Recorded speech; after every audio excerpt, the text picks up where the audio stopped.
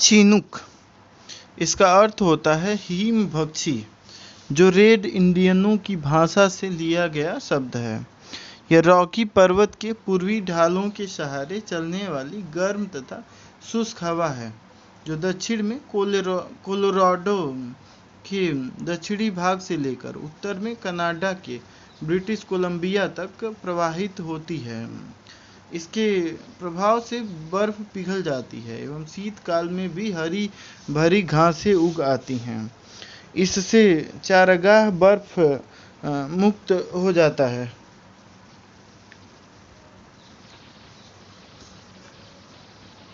Fawn,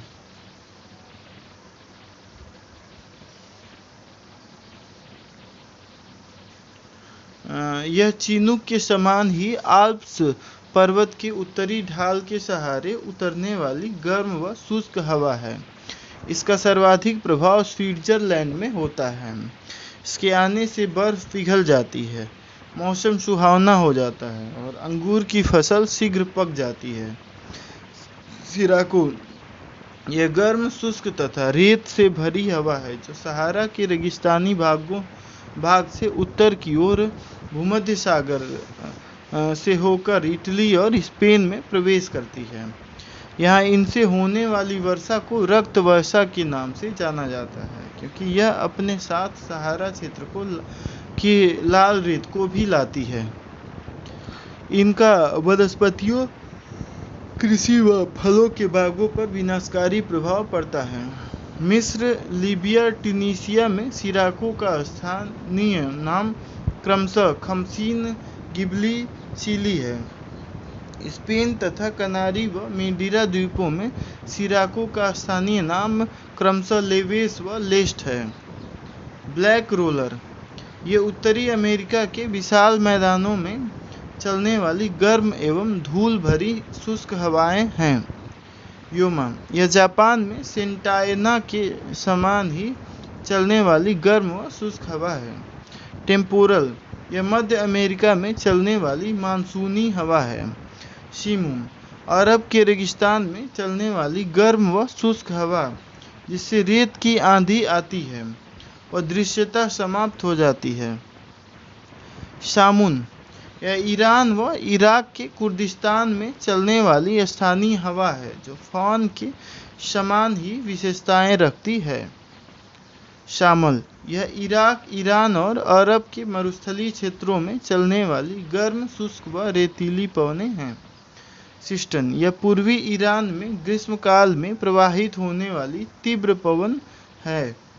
haboob, उत्तरी Sudan में मुख्यतः खार्तूम के समीप चलने वाली यह धूल भरी आंधियां हैं, जिनसे दृश्यता कम हो जाती है और कभी कभी तड़ित झंझा सहित भारी वर्षा होती है।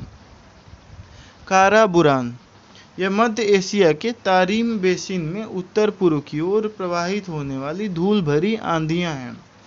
कोई बैंग फोन के समान जावा द्वीप में चलने वाली पवनें हैं, जो तंबाकू आदि फसलों को नुकसान पहुंचाती है। हर्बट्टर, सहारा रेगिस्तान में उत्तर पूर्व तथा पूर्वी दिशा से पश्चिम दिशा में चलने वाली यह गर्म तथा शुष्क हवा है, जो अफ्रीका के पश्चिमी तट की उष्ण व आर्द्र हवा में शुष्कता लाती है, जिससे मौसम सुहावना व स्वास्थ्यप्रद हो जाता है। इसी कारण गिनी तट पर इसे डॉक्टर हवा कहा जाता है। ब्रिक फील्डर, ऑस्ट्रेलिया के विक्टोरिया प्रांत में चलने वाली यह उष्ण व शुष्क हवा है। नार्वेस्टर, यह उत्तर न्यूजीलैंड में चलने वाली गर्म व शुष्क हवा है। लू, यह उत्तर भारत में गर्मियों में उत्तर पश्चिम तथा पश्चिम से पूर्व दिशा में चलने वाली प्रचंड व शुष्क हवा है, जिसे वस्तुतः ताप लहरी भी कहा जाता है। सेंटा एना, यह कैलिफोर्निया में चलने वाली गर्म व शुष्क हवा है। जोंडा, यह अर्जेंटीना और उरुग्वे में एंडीज से मैदानी भागों की ओर चलने वाली कोष्ण शुष्क पवनें हैं। इसे शीत फोन भी कहा जाता है। मिस्ट्रल, यह ठंडी ध्रुवीय हवाएं हैं जो रॉन नदी की घाटी से होकर चलती हैं एवं रूम सागर, भूमध्य सागर के उत्तर पश्चिम भाग, विशेषकर स्पेन व फ्रांस को प्रभावित करती हैं। इसके आने से तापमान हिमांक के नीचे गिर जाता है। बोरा, मिस्ट्रल के समान ही यह भी एक शुष्क व अत्यधिक ठंडी हवा है। यह एड्रियाटिक सागर के पूर्वी किनारों पर चलती है। इससे मुख्यतः इटली व यूगोस्लाविया प्रभावित होते हैं।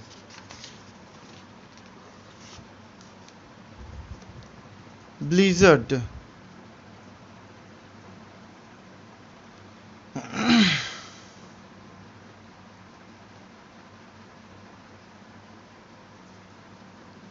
ब्लिज़र्ड या हिम झंझावात, ये बर्फ के कणों से युक्त ध्रुवीय हवाएं हैं। इससे साइबेरियाई क्षेत्र, कनाडा, संयुक्त राज्य अमेरिका प्रभावित होता है।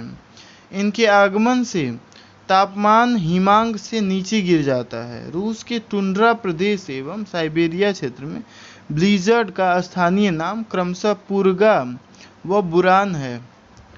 नाटे, ये संयुक्त राज्य अमेरिका में शीत ऋतु में प्रवाहित होने वाली ध्रुवीय पवनें हैं।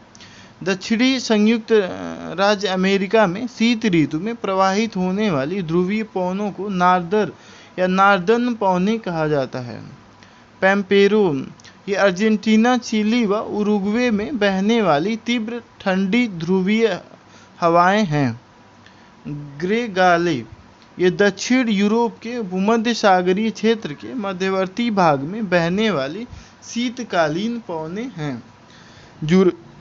ये जूरा पर्वत से जेनेवा झील तक रात्रि के समय चलने वाली शीतल व शुष्क पवनें हैं। मैस्ट्रो, ये भूमध्य सागरीय क्षेत्र के मध्यवर्ती भाग में चलने वाली उत्तरी पश्चिमी पवनें हैं। पुनः, यह एंडीज क्षेत्र में चलने वाली ठंडी पवन है। पापागायो, यह मैक्सिको के तट पर चलने वाली तीव्र, शुष्क और शीतल उत्तर पूर्व पवनें हैं। पोनंत, ये भूमध्य सागरीय क्षेत्र में विशेषकर कोर्सिका तट एवं भूमध्य सागरीय फ्रांस में चलने वाली ठंडी पश्चिमी हवाएं हैं।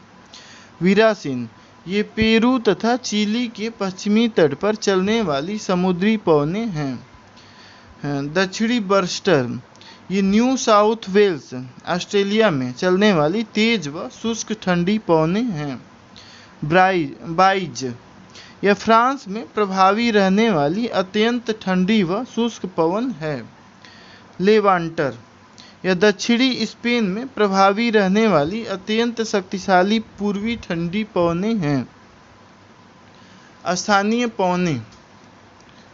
पवनों की विशेषताएं। इन पवनों की ऊंचाई अधिक नहीं होती है। इनका नामकरण स्थानीय कारकों तथा महत्व के आधार पर होता है, इसलिए इनके नाम अलग अलग होते हैं। इन पर स्थानीय उच्चावच का व्यापक प्रभाव होता है। ये पवनें उष्ण, शीतल, बर्फीली, धूल भरी तथा रेत युक्त आदि प्रकार की होती हैं। स्थानीय मौसम एवं जलवायु के निर्धारण में इनकी महत्वपूर्ण भूमिका होती है। जेट स्ट्रीम, ये क्षोभ सीमा के निकट चलने वाले अत्यधिक तीव्र गति की क्षैतिज पवनें हैं। जेट वायुधाराएं लगभग 150 किलोमीटर चौड़ी एवं 2 से 3 किमी मोटी एक संक्रमण पेटी में सक्रिय रहती है। सामान्यतः इनकी गति 150 से 200 किलोमीटर प्रति घंटा रहती है, परंतु कोर यानी कि क्रोड पर इनकी गति 325 किलोमीटर प्रति घंटा तक भी मिली है। जेट वायुधाराएं सामान्यतः उत्तरी गोलार्ध में ही मिलती हैं। दक्षिणी गोलार्ध में सिर्फ दक्षिणी ध्रुवों पर मिलती हैं। यद्यपि हल्के रूप में राप्सकी तरंग के रूप में ये अन्य अक्षांशों के ऊपर भी मिलती हैं।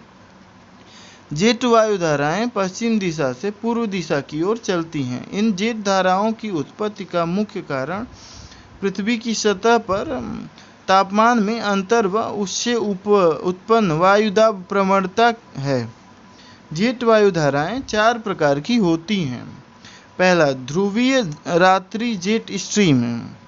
यह उत्तरी व दक्षिणी दोनों गोलार्धों में 60 डिग्री से ऊपरी अक्षांशों में मिलती है। दूसरा, ध्रुवीय वाताग्र जेट स्ट्रीम। यह 30 डिग्री से 70 डिग्री उत्तरी अक्षांशों के मध्य 9 से 12 किलोमीटर की ऊंचाई पर मिलती है। इनका संबंध ध्रुवीय वाताग्रों से है एवं ये तरंग युक्त असंगत पथ का अनुसरण करते हैं। इस जेट स्ट्रीम की गति 150 से 300 किलोमीटर प्रति घंटा एवं वायुदाब 200 से 300 मिलीबार होता है। चूंकि इस जेट के बारे में स्वीडिश वैज्ञानिक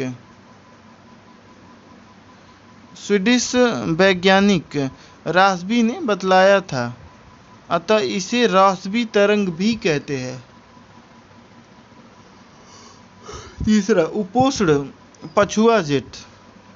ये 20 डिग्री से 35 डिग्री उत्तरी अक्षांशों के मध्य 10 से 14 किलोमीटर की ऊंचाई पर मिलती है।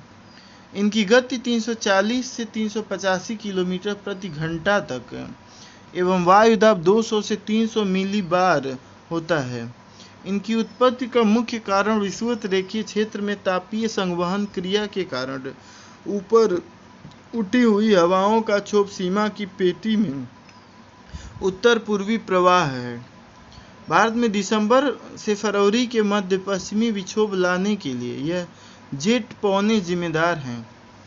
चौथा, उष्णकटिबंधीय पूर्वी जेट स्ट्रीम।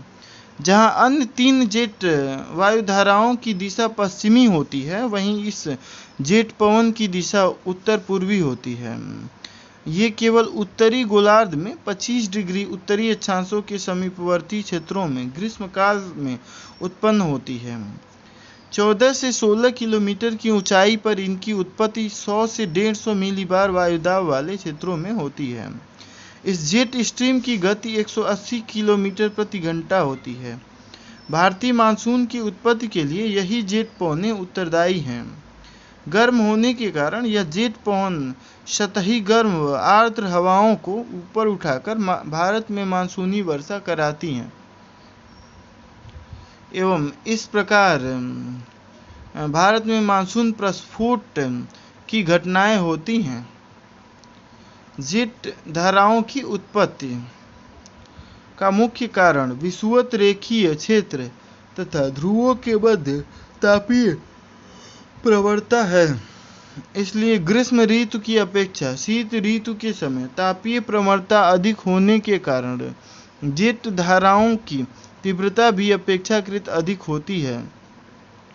जेट धाराओं की उत्पत्ति का संबंध वायुदाब कटिबंध से है, जिसके कारण ही वायुदाब कटिबंध के विस्थापन के साथ जेट धाराओं के स्थान में भी परिवर्तन होता है। मार्च से जून के मध्य इनका उत्तरायण, जबकि सितंबर से दिसंबर के मध्य दक्षिणायन होता है। उत्तरी गोलार्ध की अपेक्षा दक्षिणी गोलार्ध में स्थलखंडों का अभाव होने के कारण समांगी सतह का प्रभाव अधिक होता है, जिस कारण से उत्तरी गोलार्ध की अपेक्षा दक्षिणी गोलार्ध में जेट धाराओं की विशेषताओं में अधिक अस्थायित्व होता है। विषुवत रेखीय क्षेत्र से ध्रुवों की ओर जाने पर क्षोभ सीमा की ऊंचाई में कमी आने के कारण ही जेट धाराओं की ऊंचाई में भी कमी आती है। यही कारण है कि ध्रुवीय वाताग्र जेट स्ट्रीम की ऊंचाई उष्णकटिबंधीय पश्चिमी जेट स्ट्रीम की अपेक्षा कम होती है। पृथ्वी का घूर्णन पश्चिम से पूर्व की ओर होने के कारण रॉसबी तरंग के रूप में जेट धाराओं की दिशा भी पश्चिम से पूर्व होती है। वॉकर संचरण तथा दक्षिणी दोलन। वॉकर संचरण पवन संचार की एक संवहनीय कोशिका है, जिसका निर्माण उच्च उष्णकटिबंधीय प्रशांत महासागर में भूमध्य सागर के सहारे में पूर्व पश्चिम दिशा में दाब प्रवणता के कारण होती है। इसका नामकरण वैज्ञानिक जीटी वॉकर के नाम पर किया गया है। 2-3 वर्षों के अंतराल पर इस पूर्व पश्चिम दाब प्रवणता, जिसे सामान्य दशा कहते हैं, में विपरीत स्थिति उत्पन्न हो जाती है। इस तरह दाब प्रवणता एवं पवन संचार में उतार चढ़ाव होता रहता है। वाकर महोदय ने इसे दक्षिणी दोलन नाम दिया।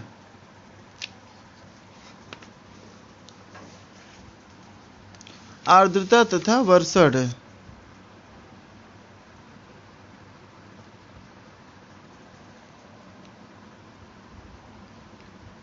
आर्द्रता वायुमंडल में विद्यमान जलवाष्प की मात्रा को आर्द्रता कहते हैं।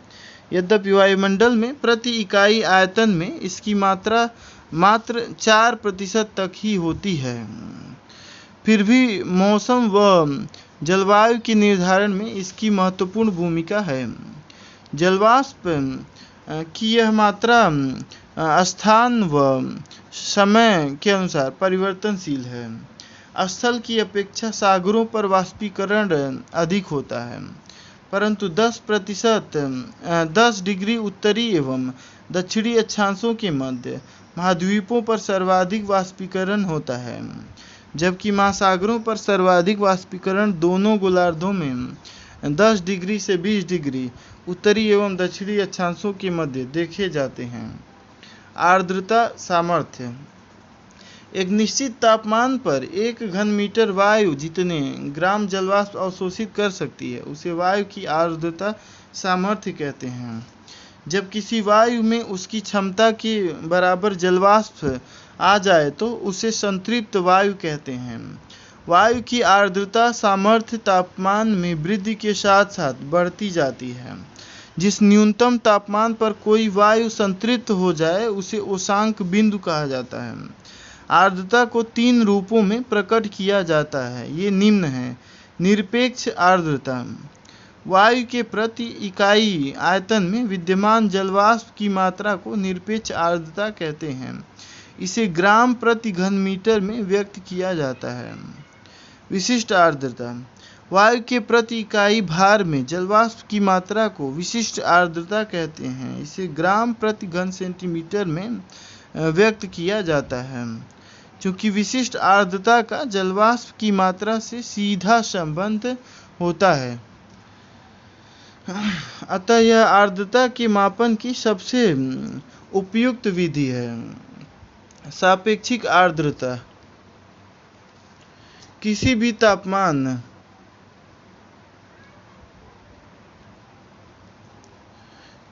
तापमान पर वायु में उपस्थित जलवाष्प तथा उसी तापमान में उसी वायु की आर्द्रता सामर्थ्य के अनुपात को सापेक्षिक आर्द्रता कहते हैं।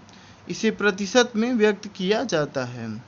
जब आर्द्रता 100% हो जाती है, अर्थात वायु संतृप्त अवस्था में आ जाती है, तो संघनन प्रारंभ हो जाता है और गुरुत्वाकर्षण के कारण वर्षा शुरू हो जाती है। वाष्पीकरण जल के द्रव अवस्था से गैसीय अवस्था में परिवर्तन की प्रक्रिया को वाष्पीकरण कहते हैं। 1 ग्राम जल को जलवाष्प में बदलने में लगभग 600 कैलोरी ऊर्जा की आवश्यकता पड़ती है। वाष्पीकरण की दर कई कारकों पर निर्भर करती है। ये कारक है तापमान, हवा में मौजूद जलवाष्प की मात्रा या हवा की आर्द्रता तथा हवा की गति। संघनन जल के गैसीय अवस्था से तरल या ठोस अवस्था में परिवर्तित होने की क्रिया को संघनन कहते हैं। संघनन 2 कारकों पर निर्भर करता है। ये हैं तापमान में कमी तथा वायु की सापेक्षिक आर्द्रता। वायु में उपस्थित धूल कणों के इर्द गिर्द तापमान में कमी के कारण संघनन शुरू हो जाता है। इन सूक्ष्म कणों को संघनन केंद्र कहते हैं। धूल, धुआं और समुद्री नमक के कण अच्छे संघनन केंद्र माने जाते हैं, क्योंकि जल का अवशोषण करते हैं। इन कणों को आर्द्रता ग्राही कण कहते हैं। संघनन के रूप संघनन की प्रक्रिया से ओस, कुहरा, कुहासा तथा बादल बनते हैं, जिसे संघनन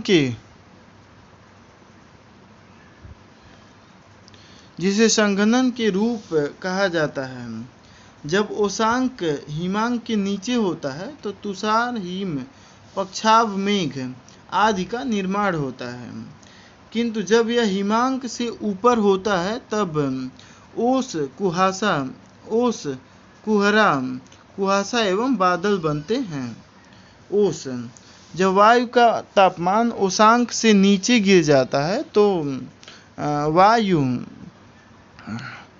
में उपस्थित जलवाष्प का संघनन हो जाता है तथा वह छोटी छोटी बूंदों के रूप में धरातल पर स्थित पौधों की पत्तियों पर जमा हो जाता है। इसे ओस कहते हैं। तुषार या पाला, जब संघनन एक ऐसे ओसांक पर होता है जो हिमांक से नीचे हो तो अतिरिक्त जलवाष्प द्रव में परिवर्तित हुए बिना ही ठोस हिमकणों के रूप में जमा हो जाता है। इस प्रकार जमे हुए ओस को ही पाला कहते हैं। कुहरा, वायुमंडल की निचली परतों में एकत्रित धूल कणों या धुएं के रजों पर संघनित सूक्ष्म जल पिंडों को कुहरा कहते हैं। कुहासा या धुंध, कुहासा भी एक प्रकार का कुहरा ही है। इसमें दृश्यता 1 किलोमीटर से अधिक तथा 2 किलोमीटर से कम होती है, जबकि कुहरा के समय 200 मीटर से अधिक दूर की वस्तुओं को देख पाना कठिन होता है। बादल, पृथ्वी की सतह से काफी ऊंचाई पर वायुमंडल में जलवाष्प के संघनन के फलस्वरूप निर्मित जलकणों या हिमकणों के समूहन को बादल कहते हैं। बादल मुख्यतः हवा के रुद्धोष्म प्रक्रिया द्वारा ठंडे होने एवं उसके तापमान के ओसांक बिंदु से नीचे गिरने से बनते हैं। गर्म व आर्द्र हवा के ऊपर उठने एवं ठंडे होने की इस प्रक्रिया में तापमान ओसांक तक पहुंच जाता है तथा जलवाष्प के संघनन से बादल का निर्माण हो जाता है। वर्षा के विभिन्न रूपों के लिए यही उत्तरदायी है। पृथ्वी पर ऊष्मा बजट बनाए रखने में भी इनकी महत्वपूर्ण भूमिका होती है। बादलों का वर्गीकरण, बादलों के वर्गीकरण के क्रम में इनके रूप, सामान्य आकृति, संरचना, ऊर्ध्वाधर विस्तार एवं उनकी ऊंचाई को प्रमुख आधार बनाया जाता है। औसत ऊंचाई के आधार पर बादलों को 3 मुख्य वर्गों में बांटा जा सकता है। उच्च मेघ, ऊंचाई 6000 से 12000 मीटर। पछाव मेघ, ये आसमान में सबसे अधिक ऊंचाई पर सफेद रेशम की भांति कोमल व बिखरे मेघ होते हैं। ये मेघों के जो प्रकार हैं देख लीजिए। पछाव मेघ हो गया इस तरह के बादल, ये पछाव कपासी हो गया और ये 6 किलोमीटर की रेंज तक में ये आता है पछाव मेघ बादल। ये मध्य कपासी वाला जो है ये है 2.5 किलोमीटर की रेंज में तक आता है, और ये स्तरीय वाला, वर्षा स्तरीय वाला जो है उससे कम के रेंज में आता है। ये हिमकणों से बने होते हैं, इसलिए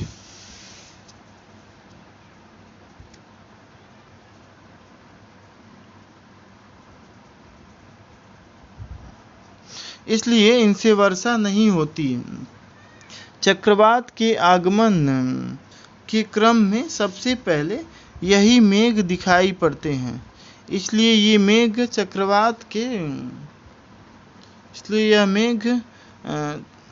दिखाई पड़ते हैं। ये मेघ चक्रवात के आगमन का सूचक होते हैं। दूसरा, पछाव स्तरीय मेघ, ये बृहद क्षेत्र में दुधिया चादर की भांति फैले होते हैं। इनके कारण सूर्य और चंद्रमा के चारों ओर प्रभामंडल का निर्माण होता है।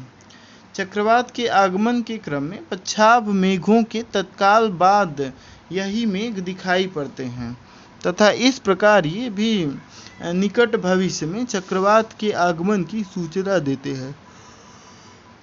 तीसरा, पछाव कपासी मेघ, ये सफेद रंग के छोटे छोटे गोलों की भांति दिखाई पड़ते हैं तथा प्रायः समूह में यह या लहरनुमा रूप में दिखाई पड़ते हैं।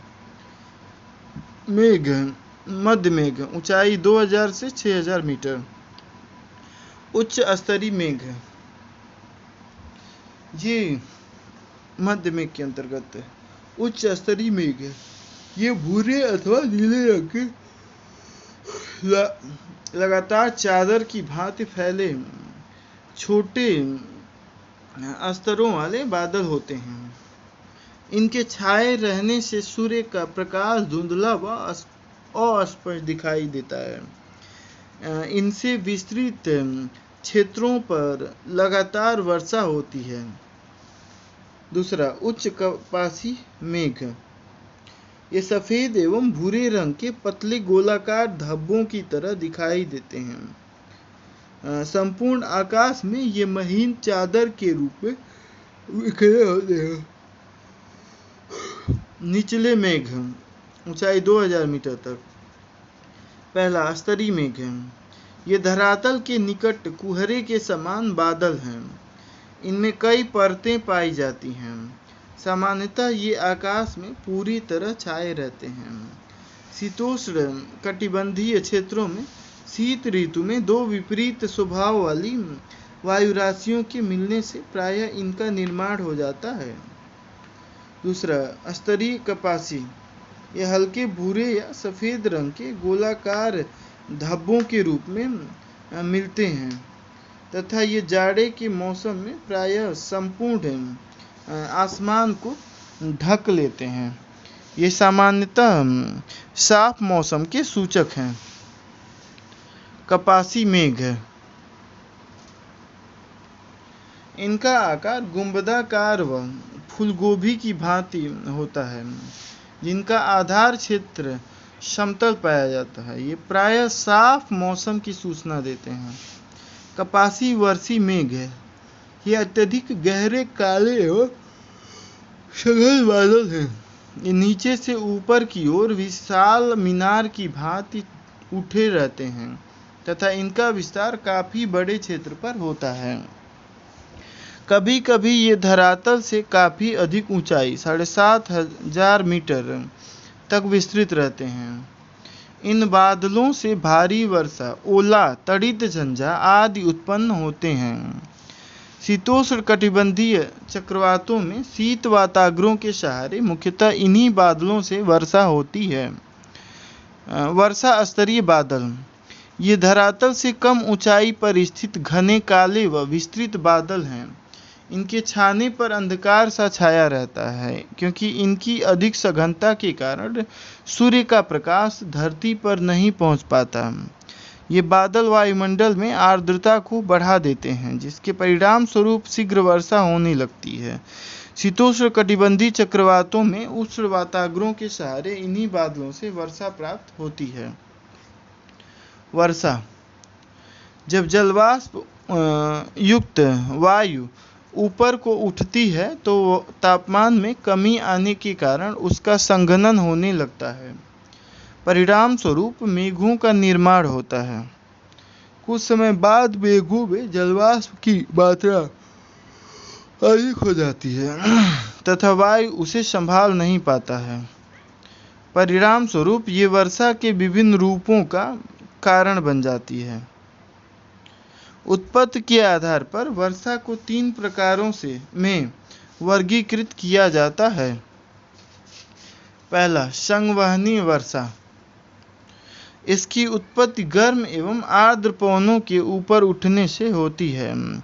जब भूतल बहुत गर्म हो जाता है तथा उसके संपर्क में रहने वाली पवनें गर्म होकर उठती हैं तो संवहनीय धाराओं का निर्माण होता है। अधिक ऊंचाई पर पहुंचने के पश्चात ऐसी संवहनीय धाराएं पूर्णतः संतृप्त हो जाती हैं, जिसके पश्चात संघनन होने से काले कपासी वर्षी मेघ बनते हैं तथा घनघोर वर्षा होती है। इस प्रकार की वर्षा को संवहनीय वर्षा कहते हैं। विषुवतीय प्रदेश अथवा शांत पेटी,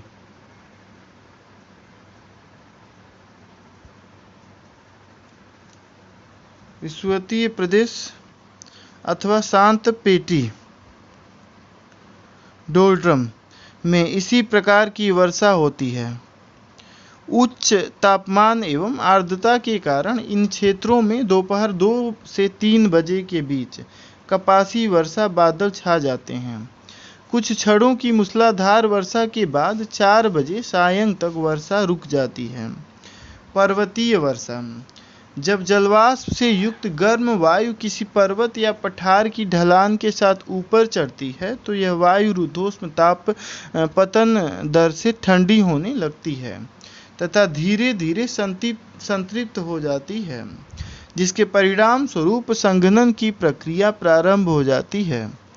संघनन के पश्चात होने वाले इस प्रकार की वर्षा को पर्वतीय वर्षा कहते हैं। यह वर्षा उन क्षेत्रों में अधिक होती है जहाँ पर्वत श्रेणी समुद्र तट के निकट तथा उसके समानांतर हों। विश्व की अधिकांश वर्षा इसी रूप में होती है। ऊंचाई बढ़ने के साथ साथ वर्षा की मात्रा भी बढ़ती जाती है। इस प्रकार पर्वतीय क्षेत्र का जो ढाल पवन के सम्मुख होता है वहाँ खूब वर्षा होती है। इसे पवनाभिमुख ढाल कहते हैं। परंतु जैसे ही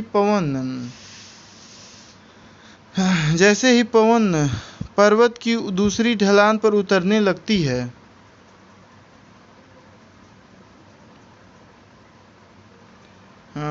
लगती है, रुद्धोष्म ताप वृद्धि के कारण गर्म और शुष्क होने लगती है। इस प्रकार उसकी सापेक्षिक आर्द्रता में कमी आ जाती है तथा इनसे कम वर्षा होती है। इसे पवनाभिमुख ढाल या वृष्टि छाया प्रदेश कहते हैं। भारत में इसका सर्वोत्तम उदाहरण पश्चिमी घाट में स्थित महाबलेश्वर वर्षा 600 सेंटीमीटर और पुणे वर्षा 70 सेंटीमीटर है, जो एक दूसरे से मात्र कुछ किलोमीटर की दूरी पर ही स्थित है।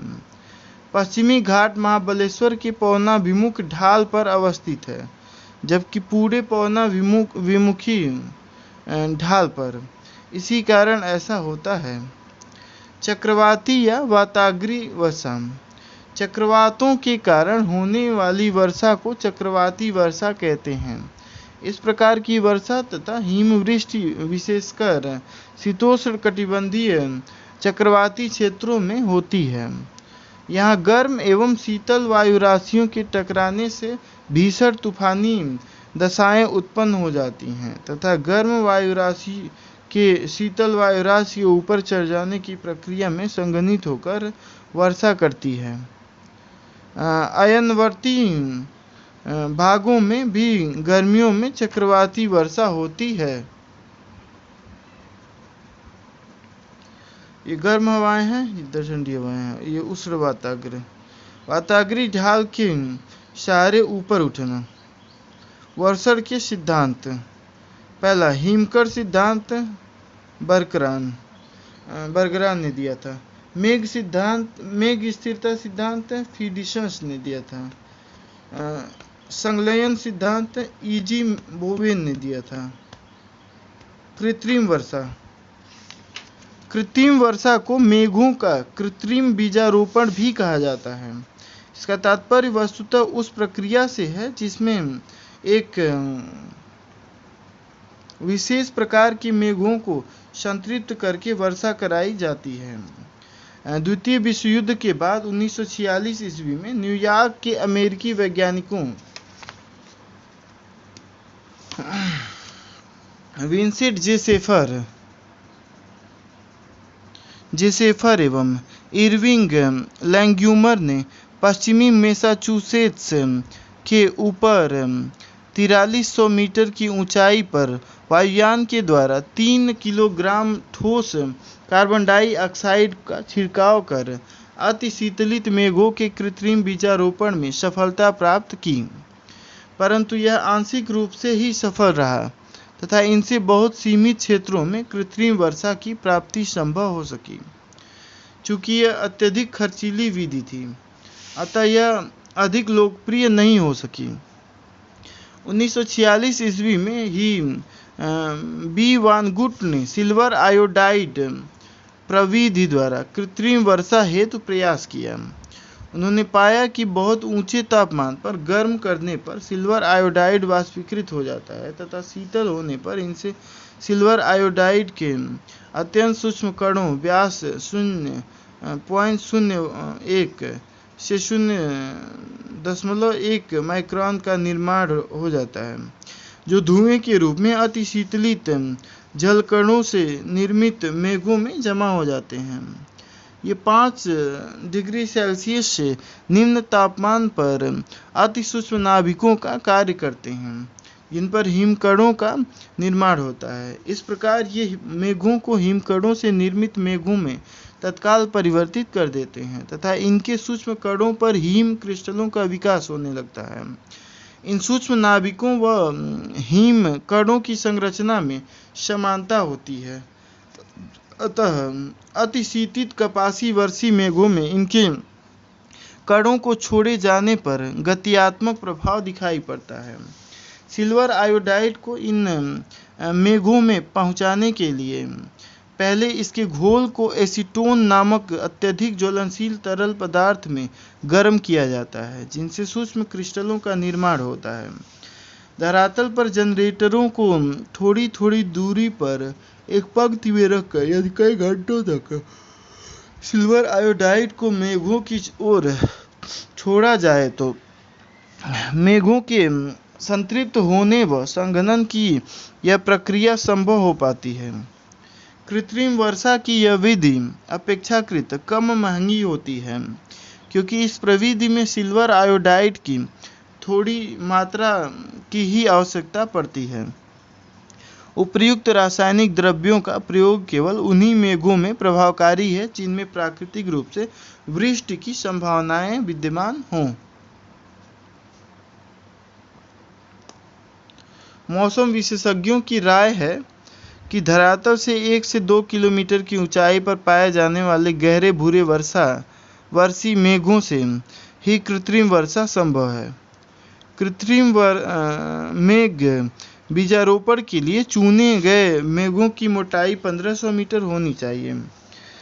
साथ ही इन मेघों में सापेक्षिक आर्द्रता का कम से कम 50% से 65% तक होना आवश्यक है। अन्य प्रविधियों के अंतर्गत बादलों में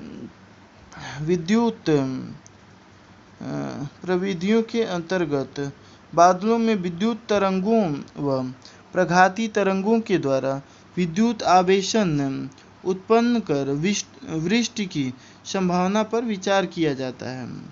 सैद्धांतिक रूप से इसमें अपार संभावनाएं हैं, क्योंकि कपासी वर्षी मेघों में बिजली की चमक के तत्काल बाद तीव्र वर्षा की प्राप्ति होती है, परंतु इनकी व्यावहारिकता संदिग्ध है। इसी प्रकार एक अन्य प्रविधि वायुयानों द्वारा बादलों में जल के छिड़काव की प्रक्रिया द्वारा उसे संतृप्तावस्था में लाने से संबंधित है, ताकि संघनन की प्रक्रिया प्रारंभ कराई जा सके। परंतु वर्तमान समय में ये प्रविधियां लोकप्रिय नहीं हो सकी हैं।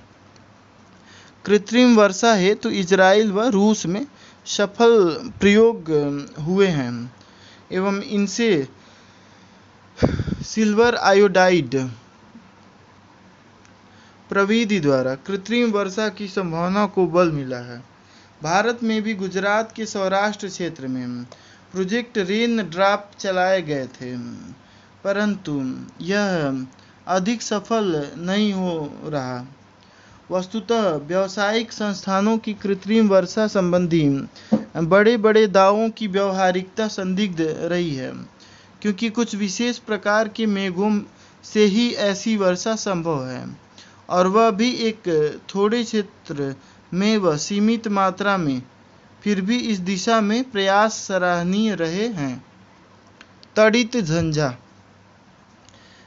झंझा स्थानीय तूफान या झंझावत होते हैं, जिसमें तीव्र हवाएं चलती हैं तथा कपासी वर्षा मेघों से गरज एवं बिजली की चमक के साथ तीव्र वर्षा होती है। तड़ित झंझा में वर्षा की तीव्रता के कारण ऐसा लगता है कि बादल ही फट गए हैं, इसलिए इस वर्षा को बादलों का प्रस्फोट भी कहते हैं। वायु राशि, वाताग्र व चक्रवात। वायु राशि, वायु राशि वायुमंडल के उस विस्तृत और घने भाग को कहते हैं जिसमें विभिन्न ऊंचाई पर क्षैतिज रूप से तापमान और आर्द्रता संबंधी समानताएं होती हैं। ये जिस मार्ग पर चलती हैं उनकी तापमान एवं आर्द्रता उसकी तापमान एवं आर्द्रता संबंधी दशाओं को प्रभावित करती हैं तथा स्वयं भी उनसे प्रभावित होती हैं। विश्व के विभिन्न भागों में मौसम के अधिकांश परिवर्तन विभिन्न वायु राशियों की क्रिया प्रतिक्रिया एवं स्वयं उसमें अंतर्निहित तापमान व आर्द्रता संबंधी दशाओं के कारण होते हैं। वायु राशि की उत्पत्ति के लिए एक विस्तृत किंतु समान स्वभाव वाला पूर्णतः स्थलीय या पूर्णतः सागरीय क्षेत्र होना आवश्यक है, जहाँ पर विशाल मात्रा में वायु उतरती हो। उत्पत्ति क्षेत्र पर वायुमंडलीय दशाएं लंबे समय तक स्थिर होनी चाहिए ताकि वायु राशि धरातलीय विशेषताओं को ग्रहण कर सके। वायु राशि के वर्गीकरण के समय यह ध्यान रखा जाता है कि इससे उनकी मौसम संबंधी विशेषताओं विशेषकर तापमान व आर्द्रता का समेकन हो सके। अतः इनके वर्गीकरण हेतु वायु राशियों की उत्पत्ति क्षेत्र को मौसमी दशाओं तथा संचरण मार्ग में उनमें होने वाले उष्मागतिक व यांत्रिक परिवर्तनों को ध्यान में रखा जाता है। वायु राशियों का वर्गीकरण। वायु राशि के वर्गीकरण हेतु वायु राशियों के उत्पत्ति क्षेत्र की मौसमी दशाओं तथा मार्ग में उनमें होने वाले उष्मागतिक व यांत्रिक परिवर्तनों को ध्यान में रखा जाता है। तापमान तथा आर्द्रता के आधार पर वायु राशियों को दो भागों में वर्गीकृत किया जाता है। ध्रुवीय वायु राशियाँ। इन्हें महाद्वीपीय व महासागरीय प्रकारों में बांटकर देखा जा सकता है। महाद्वीपीय ध्रुवीय वायु राशि उत्पत्ति क्षेत्र पर अत्यधिक ठंडी, शुष्क व स्थिर होती है।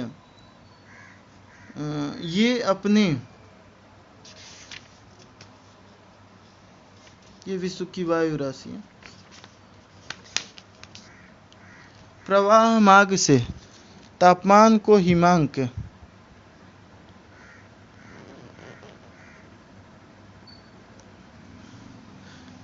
प्रवाह मार्ग के तापमान को हिमांक से भी नीचे ला देती है।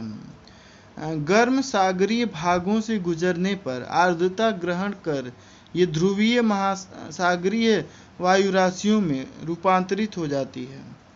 महाद्वीपीय ध्रुवीय वायु राशि की तुलना में महासागरीय ध्रुवीय वायु राशि अपेक्षाकृत थोड़ी अधिक गर्म व आर्द्र होती है। अपेक्षाकृत गर्म धरातल के संपर्क में आने पर ये अस्थिर हो जाती है तथा इनमें संवहन तरंगें उठने लगती हैं। इससे कपासी वर्षी मेघों का निर्माण हो जाता है एवं थोड़ी मात्रा में वर्षण व हिमपात होते हैं। सीपी व एमपी वायु राशियों के मिलने से आर्कटिक वाताग्रों का निर्माण हो जाता है तथा उसके सहारे उत्पन्न होने वाले शीतोष्ण चक्रवातों से वर्षा व हिमपात होते हैं। उष्णकटिबंधीय वायु राशियाँ। इन्हें महाद्वीपीय या महासागरीय दो भागों में बांटकर देखा जा सकता है। महाद्वीपीय उष्णकटिबंधीय वायु राशियाँ यानी कि सीटी उत्पत्ति क्षेत्र में अत्यधिक गर्म, शुष्क व अस्थिर होती है, परंतु आर्द्रता के अभाव के कारण इनसे वर्षा नहीं हो पाती है। जब ये अपेक्षाकृत ठंडे धरातल के संपर्क में आती हैं तो गर्म व शुष्क हो जाती हैं। गर्म महाद्वीपीय वायु राशि जब सागरीय भागों से गुजरती है तो उनका रूपांतरण महासागरीय गर्म एवं आर्द्र वायु राशि में हो जाता है। महासागरीय उष्णकटिबंधीय वायु राशि की आर्द्रता धारण सामर्थ्य काफी अधिक होती है। जब यह वायु राशि आगे बढ़ती है तो नीचे से ठंडी होने के कारण इसकी सापेक्षिक आर्द्रता बढ़ने लगती है। इससे ये शीघ्र संघनित हो जाते हैं तथा कुहरा, धुंध व स्तरीय मेघों का आविर्भाव हो जाता है एवं हल्की वर्षा होती है। कभी कभी वायु राशि में तापमान का प्रतिलोपन होने लगता है तथा वह स्थिर हो जाती है। जब गर्म महासागरीय वायु राशि किसी पर्वतीय अवरोध के सहारे ऊपर उठती है तो रुद्धोष्म प्रक्रिया द्वारा ठंडी होती चली जाती है, जिससे पर्वतीय क्षेत्र में पवनाभिमुख ढालों पर भारी वर्षा होती है। जब यह वायु राशि चक्रवातों के सहारे आरोहित होती है तो चक्रवाती वर्षा का कारण बनती है। गर्म धरातल के संपर्क में आने पर ये वायु राशियां संवहनीय प्रक्रिया से ऊपर उठती है एवं संतृप्त होकर संवहनीय वर्षा कराती है। गर्म शुष्क भागों के संपर्क में आने पर इन वायु राशियों की आर्द्रता में कमी आ जाती है, जिससे इनमें वर्षण की क्षमता का ह्रास हो जाता है। सीपी वायु राशि से मिलने पर ये ध्रुवीय वाताग्रों का निर्माण करती है, जिनके सहारे शीतोष्ण चक्रवातों से वर्षा होती है। वाताग्र यानी कि फ्रंट। वाताग्र वह ढलुआ सीमा है जिसके सहारे दो विपरीत स्वभाव वाली वायु राशियां मिलती हैं। इन दोनों वायु राशियों के बीच 5 से 80 किलोमीटर चौड़ा एक संक्रमण प्रदेश होता है, जिसे वाताग्र प्रदेश कहा जाता है। वाताग्र के गुजरने पर प्रायः मौसम में परिवर्तन का अनुभव होता है। मौसम के पूर्वानुमान में इनसे सहायता मिलती है, क्योंकि इन्हीं वाताग्रों में अधिकांश वायुमंडलीय अस्थिरता जैसे चक्रवात, तड़ित, झंझा आदि की उत्पत्ति होती है, जो किसी क्षेत्र के मौसम को नियंत्रित करने वाले कारकों में सर्वप्रमुख होते हैं। वाताग्र का वर्गीकरण। उष्ण वाताग्र यानी कि वार्म फ्रंट। इसमें गर्म व हल्की वायु आक्रामक होती है तथा ठंडी वायु के ऊपर तीव्र गति से आरोहित होती है। उष्ण वाताग्र का ढाल 1:100 से 1:400 तक होता है। इसमें वर्षा दीर्घकालीन परंतु धीमी होती है। शीत वाताग्र। इसमें ठंडी व भारी वायु आक्रामक होती है एवं गर्म वायु को ऊपर उठा देती है।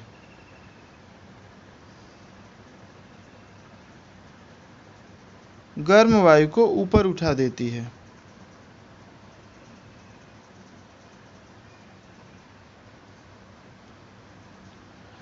शीत वाताग्र का ढाल 1:25 से 1:100 तक होता है। इसमें वर्षा अल्पकालीन परंतु तेज होती है।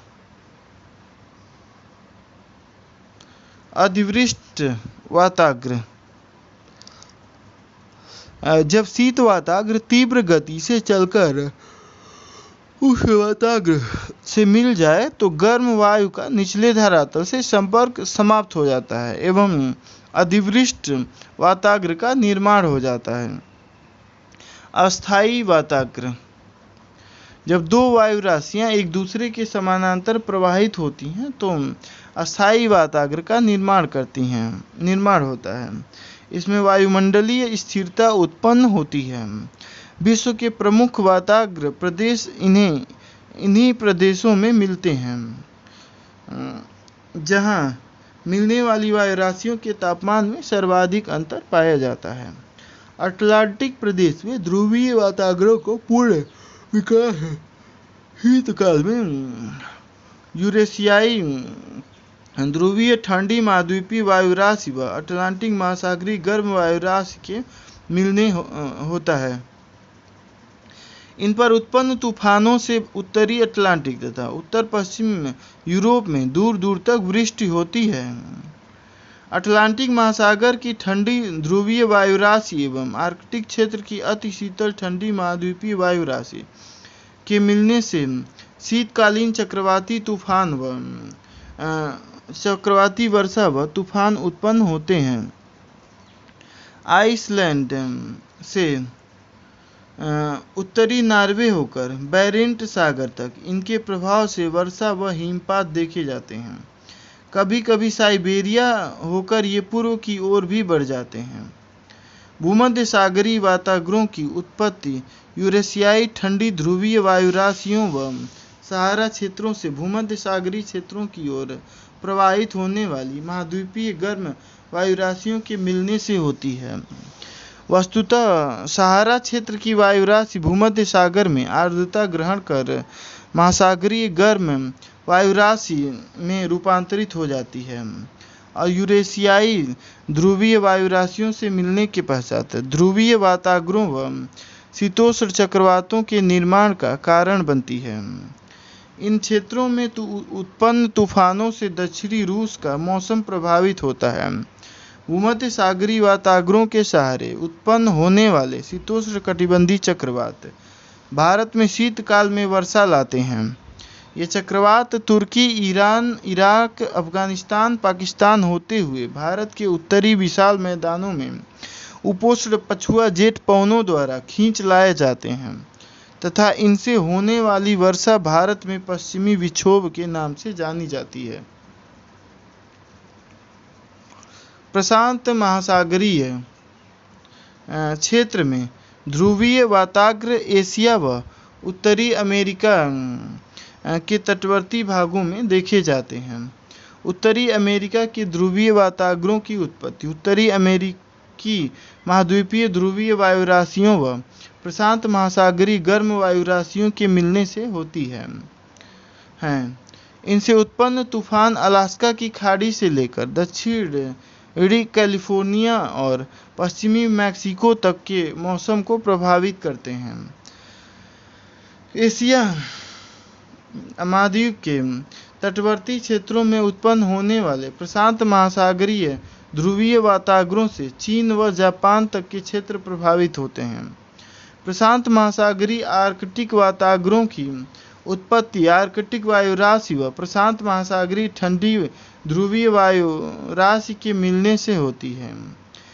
रॉकी पर्वत व विशाल झीलों के मध्यवर्ती क्षेत्रों में शीतकालीन चक्रवात इसी वाताग्र के सहारे उत्पन्न होते हैं। इनसे संयुक्त राज्य अमेरिका के दक्षिणी राज्यों में भयंकर शीतलहरी का प्रकोप होता है। चक्रवात ये निम्न वायुदाब के केंद्र होते हैं जिनके चारों ओर क्रमशः बढ़ते वायुदाब की समदाब रेखाएं होती हैं। चक्रवात में पवन दिशा परिधि से केंद्र की ओर होती है। इनकी दिशा उत्तरी गोलार्ध में घड़ी की सुई की दिशा के विपरीत एवं दक्षिणी गोलार्ध में अनुकूल होती है। इनका आकार गोलाकार, अर्धगोलाकार, अंडाकार या भी अक्षक के समान होता है। जलवायु व मौसम के निर्धारण में इनका पर्याप्त महत्व होता है। जहाँ ये पहुँचते हैं वहाँ ये वर्षा व तापक्रम की दशाओं को प्रभावित करते हैं। चक्रवात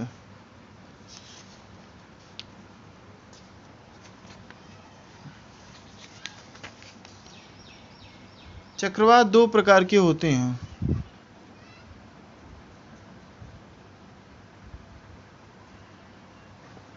पहला शीतोष्ण कटिबंधीय, एक होता है उष्ण कटिबंधीय। तो शीतोष्ण कटिबंधीय चक्रवात ये गोलाकार, अंडाकार या भी आकार के होते हैं जिनके कारण इन्हें लो गर्त या ट्रफ कहते हैं। आदर्श शीतोष्ण चक्रवात का दीर्घ व्यास 1920 किलोमीटर होता है, परंतु लघु व्यास 1040 किलोमीटर तक भी मिलते हैं। कभी कभी ये चक्रवात 10 लाख वर्ग किमी क्षेत्र का फैलाव रखते हैं। शीतोष्ण कटिबंधीय चक्रवात 35 डिग्री अक्षांश से 65 डिग्री अक्षांशों के मध्य दोनों गोलार्धों में उत्पन्न होते हैं, जहाँ ये पछुआ पवनों के प्रभाव में निम्न पश्चिम से पूर्व दिशा में चलते हैं तथा मध्य अक्षांशों के मौसम को बड़े पैमाने पर प्रभावित करते हैं। इनके चलने के मार्ग को झंझा पथ कहा जाता है। इसकी गति सामान्य रूप से 32 किलोमीटर प्रति घंटे से 48 किलोमीटर प्रति घंटे तक होती है। उत्पत्ति व जीन चक्र। इनकी उत्पत्ति का संबंध ध्रुवीय वाताग्रों से जोड़ा जाता है, जहाँ पर दो विपरीत स्वभाव वाली हवाएं, एक ठंडी व शुष्क एवं दूसरी गर्म व आर्द्र मिलती हैं। इसकी उत्पत्ति हेतु दिए गए सिद्धांतों में बर्कनीज का ध्रुवीय वाताग्र सिद्धांत सर्वाधिक मान्य है। उन्होंने इसके जीवन चक्र को 6 क्रमिक अवस्थाओं में वर्गीकृत किया है। पहला, प्रथम अवस्था में गर्म और ठंडी वायु राशियां एक दूसरे के समानांतर चलती हैं तथा वाताग्र अस्थायी होता है। दूसरी अवस्था में दोनों वायु राशियां एक दूसरे के प्रदेश में प्रविष्ट होने का प्रयास करती हैं तथा लहरनुमा वाताग्र का निर्माण होता है। तीसरी अवस्था में उष्ण एवं शीत वाताग्रों का पूर्ण विकास हो जाता है तथा चक्रवात का रूप प्राप्त हो जाता है। चौथी अवस्था में शीत वाताग्र के तेजी से आगे बढ़ने के कारण उष्ण वृत्तांश संकुचित होने लगता है। पांचवी अवस्था में चक्रवात का अवसान प्रारंभ हो जाता है तथा छठी या अंतिम अवस्था में उष्ण वृत्तांश विलीन हो जाता है। चक्रवात का अंत हो जाता है। चक्रवात में वायु प्रणाली, इसके केंद्र में न्यून दाब होता है जबकि परिधि की ओर अधिक दाब की स्थिति होती है। अतः हवाएं परिधि से केंद्र की ओर चलती हैं, परंतु ये सीधे केंद्र पर न पहुंचकर कोरियालिस बल और घर्षण के कारण समदाब रेखाओं को 20 डिग्री से 40 डिग्री के कोण पर काटती हैं, जिससे संचार प्रणाली उत्तरी गोलार्ध में घड़ी की सुइयों की विपरीत दिशा में व दक्षिणी गोलार्ध में अनुकूल दिशा में हो जाती है।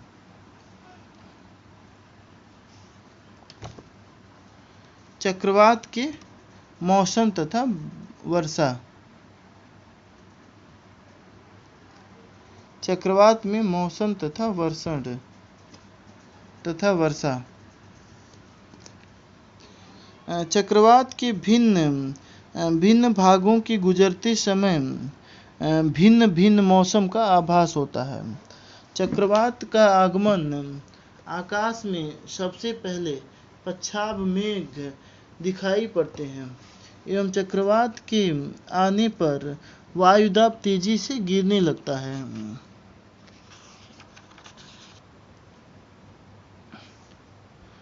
आकाश में सबसे पहले पच्छाद मेघ दिखाई पड़ते हैं एवं चक्रवात के आने पर वायुदाब तेजी से गिरने लगता है। चंद्रमा व सूर्य के चारों तरफ प्रभामंडल यानी कि हैलो स्थापित हो जाता है। ऐसा पश्चिमी दिशा में बढ़ते पच्छाद स्तरीय मेघों के कारण होता है।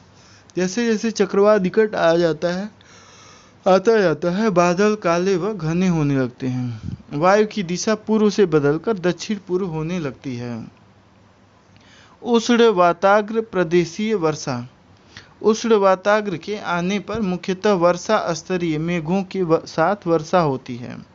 वाताग्र का ढाल हल्का होने के कारण गर्म एवं धीमी गति से ऊपर उठती है तथा विस्तृत क्षेत्र में लंबे समय तक परंतु हल्की वर्षा होती है।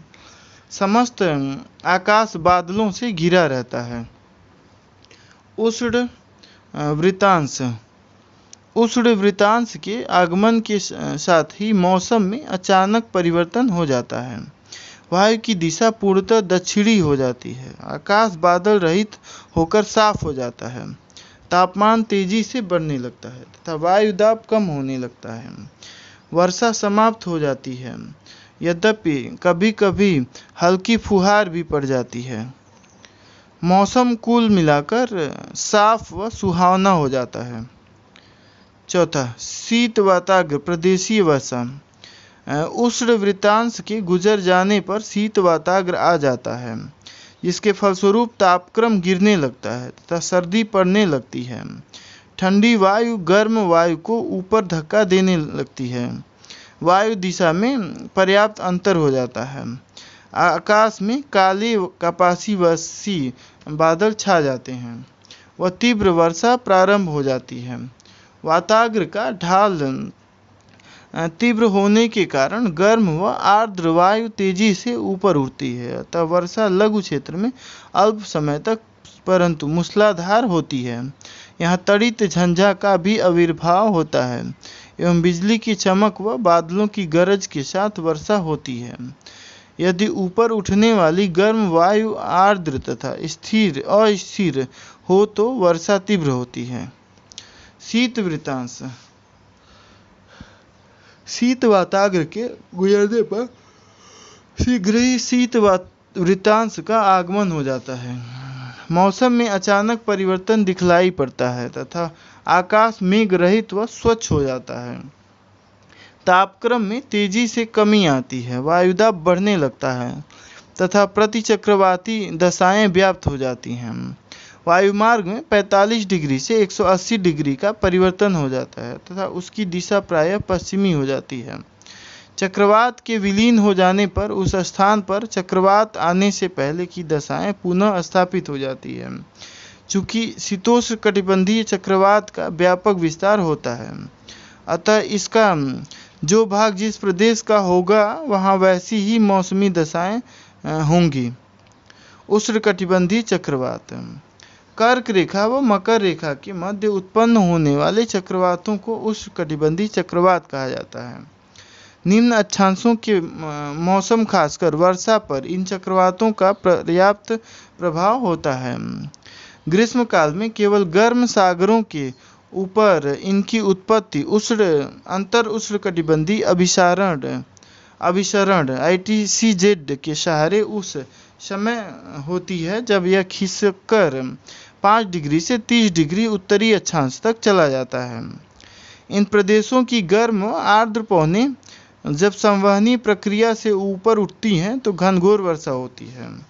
इन चक्रवातों की ऊर्जा का मुख्य स्रोत संघनन की गुप्त ऊष्मा है। ऊपर उठने वाली वायु जितनी गर्म व आर्द्र होगी, मौसम उतना ही तूफानी होगा।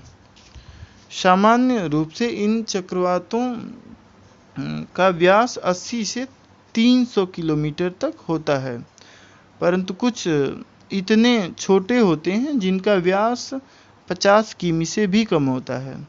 इनकी आकृति सामान्यतः वृत्ताकार या अंडाकार होती है, परंतु इनमें समदाब रेखाओं की संख्या बहुत कम होती है। उष्णकटिबंधीय चक्रवातों की गति साधारण से लेकर प्रचंड तक होती है। क्षीण चक्रवातों में पवन की गति 32 किलोमीटर प्रति घंटा होती है, जबकि हरिकेन में पवन गति 120 किलोमीटर प्रति घंटा से भी अधिक देखी जाती है।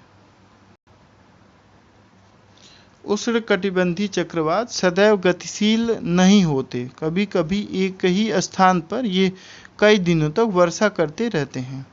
इनका भ्रमण पथ भिन्न भिन्न होता है। साधारणतः ये व्यापारिक हवाओं के साथ पूर्व से पश्चिम दिशा में अग्रसर होते हैं। भूमध्य रेखा से 15 डिग्री अक्षांशों तक इनकी दिशा पश्चिमी 15 डिग्री से 30 डिग्री तक ध्रुवों की ओर तथा इसके आगे पुनः पश्चिमी हो जाती है। ये चक्रवात जब उपोष्णकटिबंध में पहुंचते हैं तो समाप्त होने लगते हैं। सागरों के ऊपर इन चक्रवातों की गति तीव्र होती है, परंतु स्थल तक पहुंचने के क्रम में ये क्षीण होने लगते हैं। यही कारण है कि ये केवल तटीय भागों को ही प्रभावित कर पाते हैं। तीव्रता के आधार पर इन चक्रवातों को कई उप प्रकारों में विभाजित किया जा सकता है। क्षीण चक्रवातों के अंतर्गत हिंद महासागर व उसकी शाखाओं के उष्णकटिबंधीय विक्षोभ व अवदाब शामिल किए जाते हैं, जिनकी गति 40 से 50 किलोमीटर प्रति घंटा होती है। इन्हें भारत में चक्रवात, गर्त या अवदाब कहा जाता है। ऑस्ट्रेलिया में इनका नाम विली विली है। इनसे प्रभावित क्षेत्रों में भारी वर्षा होती है व बाढ़ आ जाती है। प्रचंड चक्रवात कई समदाब रेखाओं वाले विस्तृत चक्रवात होते हैं, जिनकी गति 120 किलोमीटर प्रति घंटा से भी अधिक होती है, परंतु कम संख्या में आने के कारण इनका जलवायुविक महत्व नगण्य होता है। वायु प्रणाली, आकार तथा वर्षा के संबंध में ये लगभग शीतोष्ण चक्रवात की भांति दिखाई पड़ते हैं, परंतु इनके बीच कुछ मौलिक अंतर है। सामान्यतः इनकी समदाब रेखाएं अधिक सुडौल होती हैं। इन चक्रवातों के केंद्र में वायु दाब बहुत कम होता है। दाब प्रवणता अधिक 10 से 55 MB होने के कारण ये प्रचंड गति से आगे बढ़ते हैं। इनमें वाताग्र नहीं होते, अतः वर्षा का असमान वितरण भी नहीं होता। चक्रवात के चक्षु को छोड़कर वर्षा हर जगह व मूसलाधार होती है। संयुक्त राज्य अमेरिका में इन्हें हरिकेन, चीन व फिलीपींस में टाइफून एवं जापान में टाइफून तथा भारत में चक्रवात कहा जाता है। बंगाल की खाड़ी में आने वाले सुपर साइक्लोन की गति 225 किलोमीटर प्रति घंटा होती है तथा इनमें केंद्र व परिधि के बीच वायुदाब का अंतर 40 से 55 MB रहता है। उष्णकटिबंधीय चक्रवात में मौसम इनके आने के पहले वायु मंद पड़ने लगती है, तापमान में वृद्धि हो जाती है व वायु दाब में कमी आने लगती है। आकाश पर पछाव मेघ दिखने लगता है। सागर में ऊंची तरंगें उठने लगती हैं। जैसे ही हरिकेन नजदीक आ जाता है, हवाएं तूफानी रूप धारण कर लेती हैं। आकाश में काले कपासी वर्षी मेघ छाने लगते हैं तथा मूसलाधार भीषण वर्षा प्रारंभ हो जाती है। आकाश पूरी तरह से मेघाच्छादित हो जाता है। दृश्यता समाप्त हो जाती है। यह स्थिति कुछ घंटों तक रहती है। इसके बाद अचानक वायु की गति मंद हो जाती है। आकाश मेघ रहित व साफ हो जाता है एवं वर्षा रुक जाती है। यह लक्षण चक्रवात के चक्षु का परिचायक है। यहाँ वायुदाब न्यूनतम होता है। यह अवस्था लगभग आधे घंटे तक रहती है। इसके बाद चक्रवात का पृष्ठभाग आ जाता है व घनघोर वर्षा प्रारंभ हो जाती है। यह स्थिति लंबे समय तक बनी रहती है। जैसे जैसे चक्रवात आगे बढ़ता जाता है, वायु दाब बढ़ता जाता है। वायु वेग मंद पड़ने लगता है तथा बादलों का आवरण हल्का होते जाने से वर्षा क्षीण हो जाती है। चक्रवात के आगे निकल जाने पर आकाश से बादल छट जाते हैं तथा मौसम साफ हो जाता है। उष्णकटिबंधीय चक्रवात का वितरण।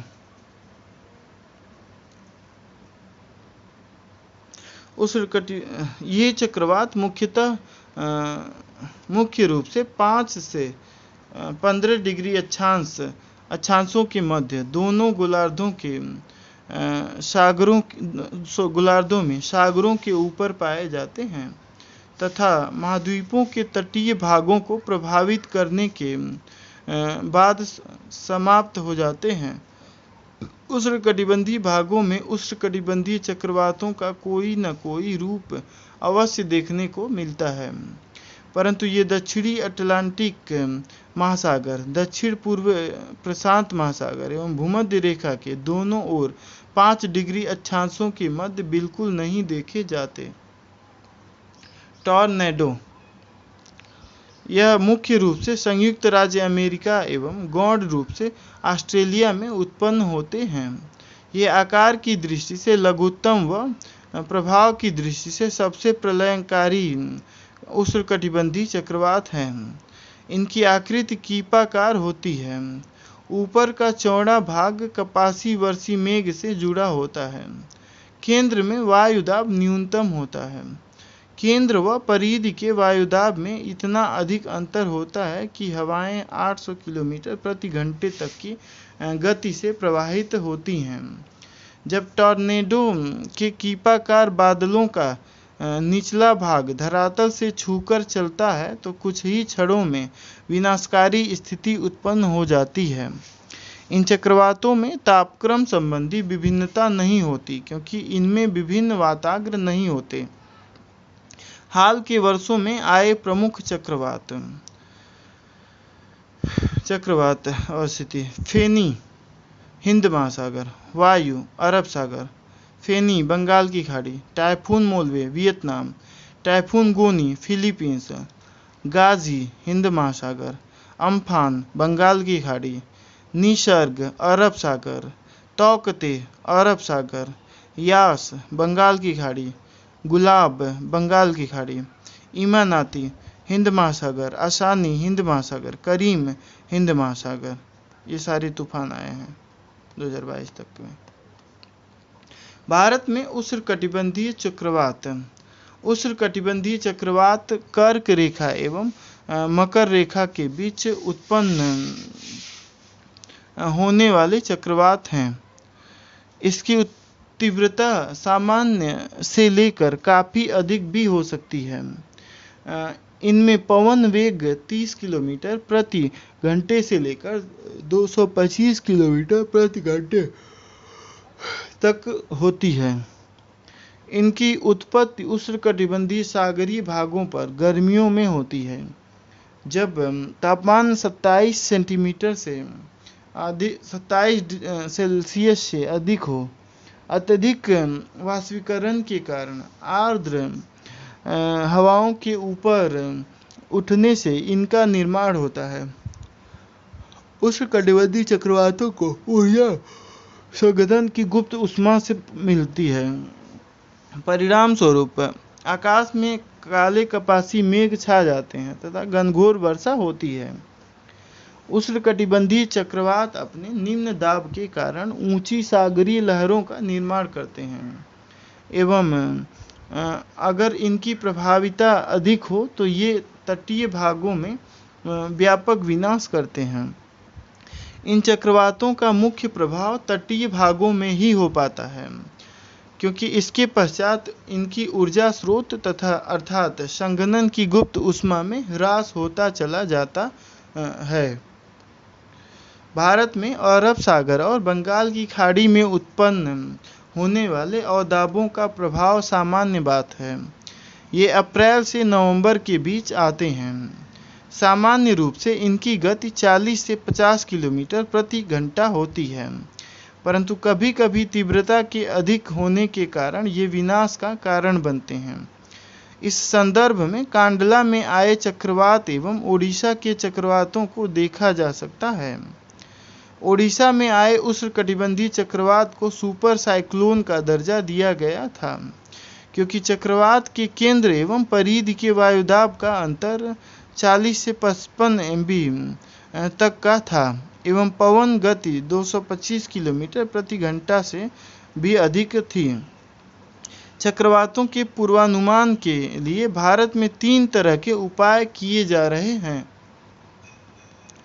चक्रवातों के वायुदाब व गति संबंधी जानकारी के लिए तटीय क्षेत्रों में कुल 10 रडार लगाए गए हैं। हवाई जहाज़ों के द्वारा रेडियो तरंगों को भेजकर चक्रवातों का पूर्वानुमान लगाया जाता है। उपग्रहों के द्वारा और भी सूक्ष्मतर तरीकों से इन चक्रवातों के संबंध में जानकारी प्राप्त की जाती है। मेडिकेन्स उष्णकटिबंधीय चक्रवात की तरह होते हैं जो भूमध्य सागर के ऊपर बनते हैं। ये उष्णकटिबंधीय चक्रवात हरिकेन एवं टाइफून की तुलना में अपेक्षाकृत ठंडे जल में अधिक विकसित होते हैं।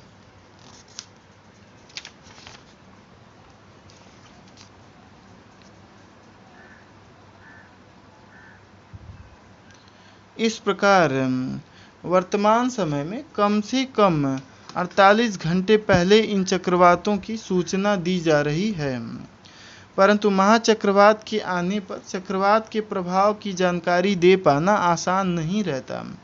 चक्रवात के आने की जानकारी मछुआरों को और तटीय क्षेत्र के निवासियों को मौसम विभाग से प्राप्त सूचना के आधार पर पूर्व में ही दे दी जाती है, परंतु उस पर उनके द्वारा अधिक ध्यान नहीं दिए जाने के कारण अधिक नुकसान उठाना पड़ता है। प्रतिचक्रवात यह भी हवाओं का चक्रीय प्रवाह है, परंतु चक्रवात के विपरीत इसके केंद्र में उच्च वायुदाब रहता है। इसमें परिधि से बाहर की ओर क्रमशः घटते वायुदाब की संकेंद्रीय समदाब रेखाएं होती हैं।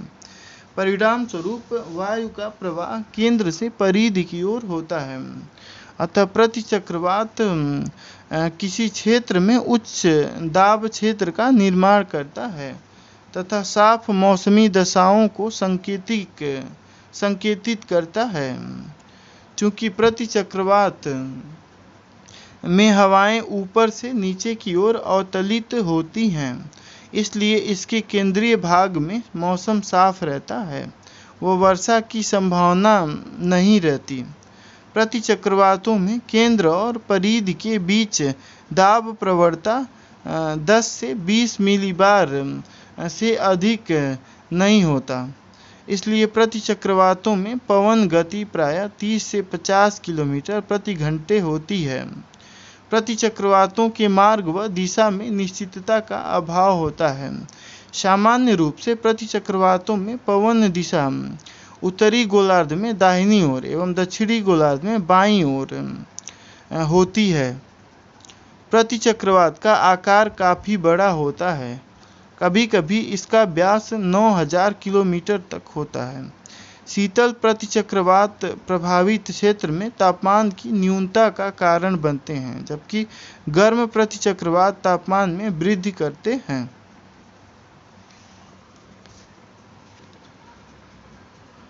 अब हम लोग एक नया चैप्टर स्टार्ट करते हैं। चैप्टर का नाम है विश्व की मिट्टियाँ, चैप्टर 18। चलिए, मिट्टी खनिज तथा जैव तत्वों का वह गत्यात्मक प्राकृतिक मिश्रण है जिसमें पौधों को उत्पन्न करने की क्षमता होती है। यह धरातल के ऊपरी भाग में पाई जाती है। यह एक अनवीकरणीय संसाधन माना जाता है क्योंकि इसके निर्माण में एक लंबी अवधि लगती है। मृदाएं जलवायु, जीवों, उच्चावचों, आधारशैल तथा पदार्थों एवं समय का प्रतिफल होती है। इस प्रकार विश्व के जलवायु प्रदेशों, प्राकृतिक वनस्पतियों और मिट्टियों में गहरे संबंध हैं। मृदा निर्माण के कारक: आधारभूत चट्टान या जनक पदार्थ, जलवायु, स्थलाकृतिक उच्चावच, जैविक प्रभाव, वनस्पतियां, जीव जंतु व मानवीय प्रभाव, समय या विकास की अवधि।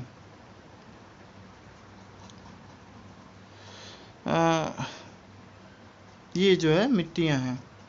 ह्यूमस, देखिए मृदा की ऊपरी परत बारीक अवसादों से युक्त होती है। ये इसमें ह्यूमस ज़्यादा पाया जाता है। ये क संस्तर है की मिट्टी है। दूसरा ख संस्तर की मिट्टी। अपक्षयित चट्टानी पदार्थ बालूगाद व चिकनी मिट्टी होती है। ये इसको उपमृदा बोलते हैं। ग संस्तर स्थिति यानी कि अपक्षयित चट्टान। अपक्षयित आधारी चट्टानी पदार्थ ये होते हैं। और ये मूल चट्टानी पदार्थ जो अपक्षयित नहीं हुए हैं, ये घ संस्तर स्थिति वाली आधारी चट्टान बोलते हैं इसको। यहाँ देखिए मृदा गठन के रूप: बालू, मिट्टी, मृतिका और गाद तीनों मिल करके बनाते हैं मिट्टी। बलुई मिट्टी में देखिए इतना हिस्सा बालू रहता है।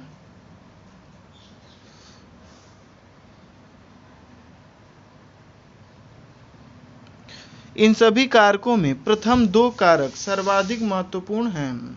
जलवायु और जैविक कारक को क्रियाशील कारक कहा जाता है, जबकि जनक पदार्थ स्थलाकृतिक उच्चावच एवं मृदा के विकास की अवधि को निष्क्रिय कारक कहते हैं। मिट्टियों का वर्गीकरण। मृदा विज्ञान पेडोलॉजी के विकास में रूसी भूगर्भ शास्त्री वी डकाचेव का योगदान सर्वाधिक महत्वपूर्ण है। इन्हें पेडोलॉजी का जनक माना जाता है। संयुक्त राज्य अमेरिका में CF मार्बूट ने 1938 ईस्वी में मृदा वर्गीकरण की व्यापक योजना प्रस्तुत की, जिसमें उन्होंने आनुवंशिक कारकों के आधार पर विश्व की मृदाओं को 30 बृहत्तर भागों में बांटा। वे इसे 3 वर्गों क्षेत्रीय, अंतरक्षेत्रीय व अक्षेत्रीय में रखकर विवेचित किया। ये हैं क्षेत्रीय मिट्टियाँ, जोनाल सॉइल्स। ये पृथ्वी पर अक्षांशीय पेटियां बनाते हैं। इन मिट्टियों में मृदा संस्तरों का पूर्ण विकास मिलता है, अर्थात वह मिट्टी अपनी आधारी चट्टानों से संबंधित होती है। इन्हें 2 प्रमुख वर्गों पेडाल्फर व पेडोकल में तथा पुनः 12 मुख्य प्रकार की मिट्टियों में बांटा जा सकता है।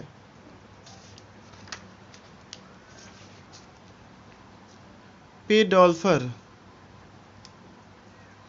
मिट्टियाँ एल्यूमीनियम लौह की पर्याप्तता से युक्त होती हैं। पेडोल्फर मिट्टियाँ। धूसर पोडजोल ये उप आर्कटिक जलवायु प्रदेश के टैगा या कोरधारी वनों में मिलती हैं। ये अम्लीय यानी कि pH मान 4 मिट्टी हैं व कृषि के लिए अनुपयुक्त होती हैं। धूसर भूरी पोडजोल ये मध्य अक्षांशीय पतझड़ वनों की पेटी में पाई जाती है। इसमें ह्यूमस की मात्रा अधिक होती है।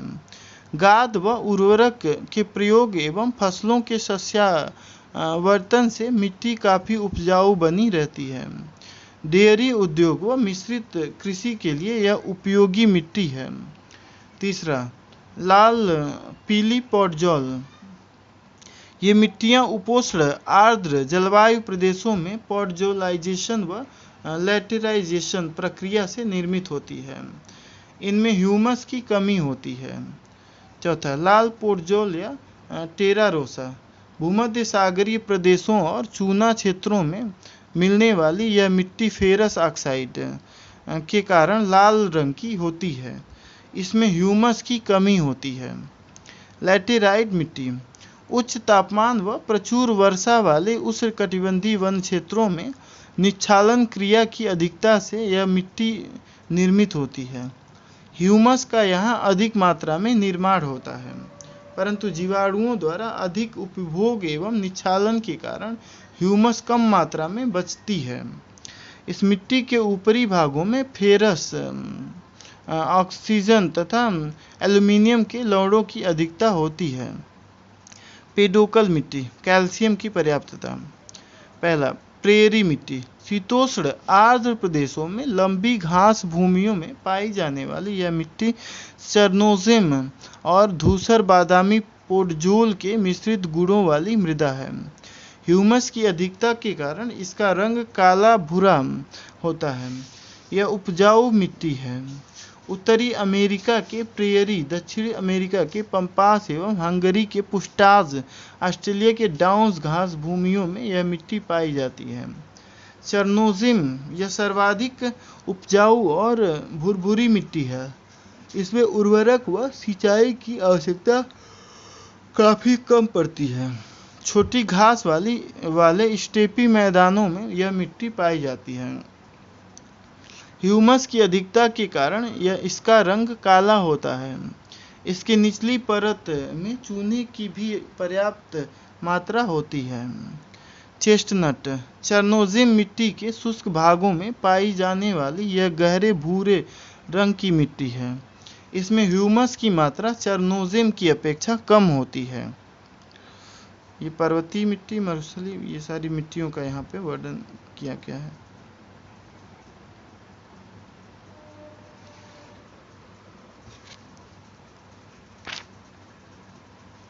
चौथा, लाल चेस्टनट और लाल भूरी मिट्टी। यह मिट्टी सवाना प्रदेश की उष्ण अर्ध शुष्क भागों में पाई जाती है। सैरोजीम या धूसर मरुस्थलीय मिट्टी, मध्य अक्षांशीय शुष्क मरुस्थलों में पाई जाने वाली क्षारीय मिट्टी। पीएच मान 8 से अधिक है। इसमें चूना सतह के ऊपर जमा रहता है। छठा, लाल मरुस्थलीय मिट्टी, उष्णकटिबंधीय शुष्क मरुस्थलीय प्रदेशों की मिट्टी है। चूना का सतह के निकट पाया जाना व ह्यूमस का अभाव इसकी विशेषता है। टुंड्रा प्रदेश की मिट्टी, यह अल्प विकसित मृदा है। इसमें जैव तत्वों व महत्वपूर्ण खनिजों का अभाव पाया जाता है। अंतर क्षेत्रीय मिट्टियाँ, यह स्थानीय रूप में उत्पन्न होती हैं, परंतु विभिन्न रासायनिक क्रियाओं के कारण आधारी चट्टानों की गुणवत्ता से भिन्नता मिलता है। इन मिट्टियों को 3 वर्गों में बांटकर देखा जा सकता है। ये निम्न है। पहला, दलदली मिट्टी।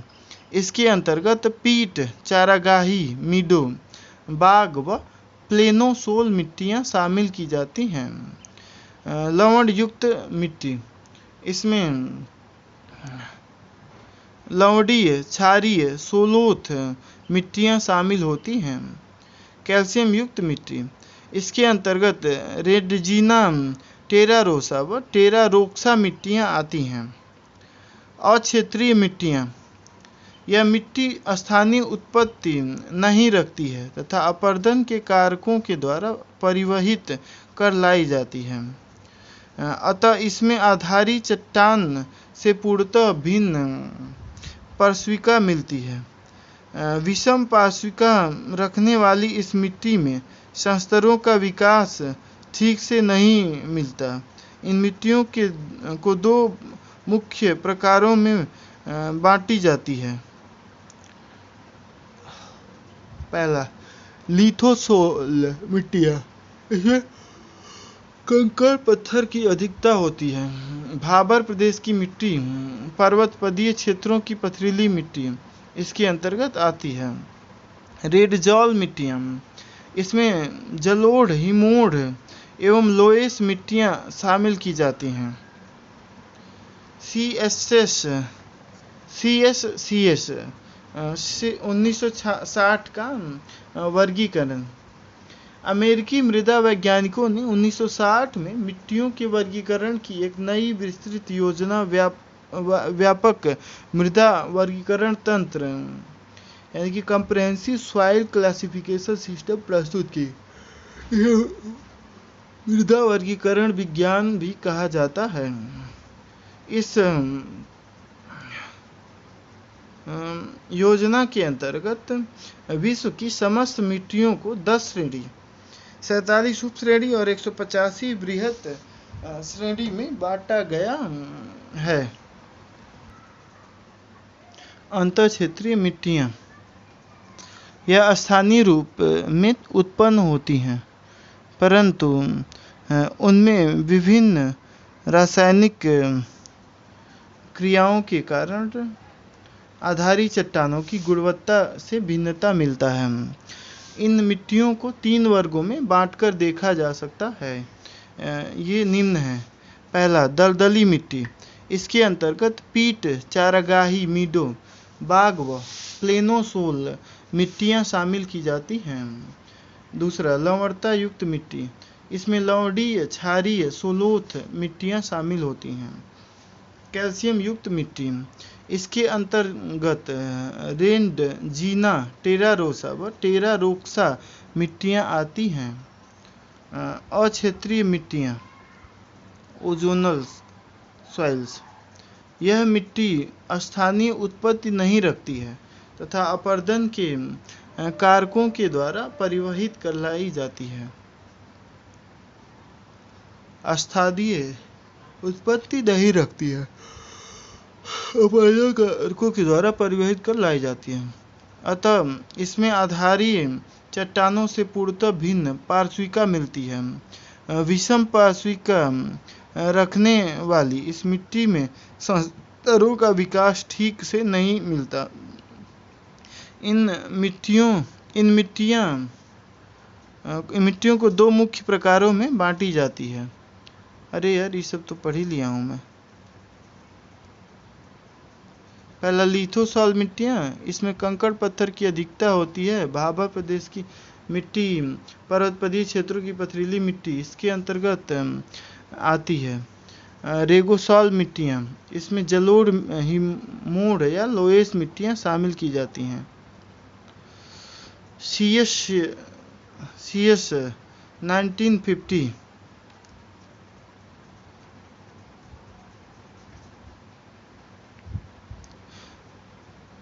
अमेरिकी मृदा वैज्ञानिकों ने 1960 में मिट्टियों के वर्गीकरण की एक नई विस्तृत मृदा वर्गीकरण तंत्र अरे यार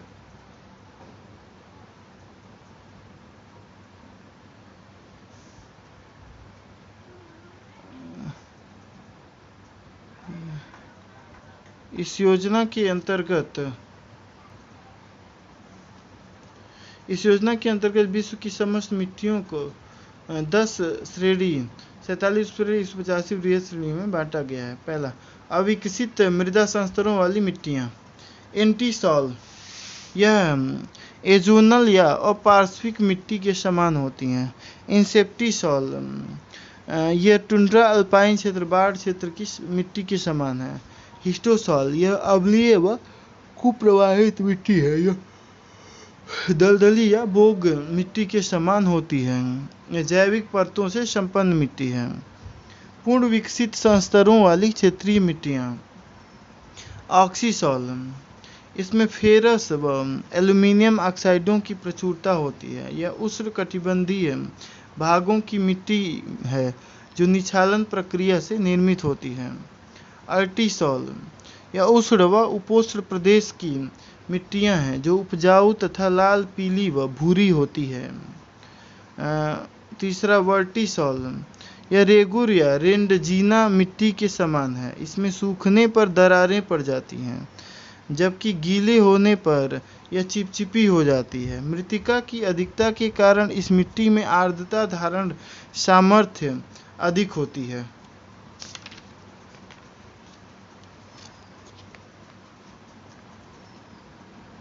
अल्पिसॉल, ये आर्द्र व उपार्द्र प्रदेशों की मिट्टियाँ हैं। निछालन के कारण इसमें एल्यूमिनियम व फेरस की अधिकता होती है, जिससे यह अधिक अम्लीय हो जाती है। ह्यूमस की कमी के कारण इसकी उर्वरता कम रहती है। स्पोडोसॉल, यह पोडोजॉल समूह की मिट्टियों के समान है।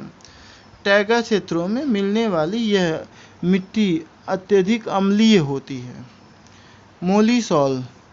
मोलिज़ोल, यह विश्व की सर्वाधिक उपजाऊ मिट्टी है।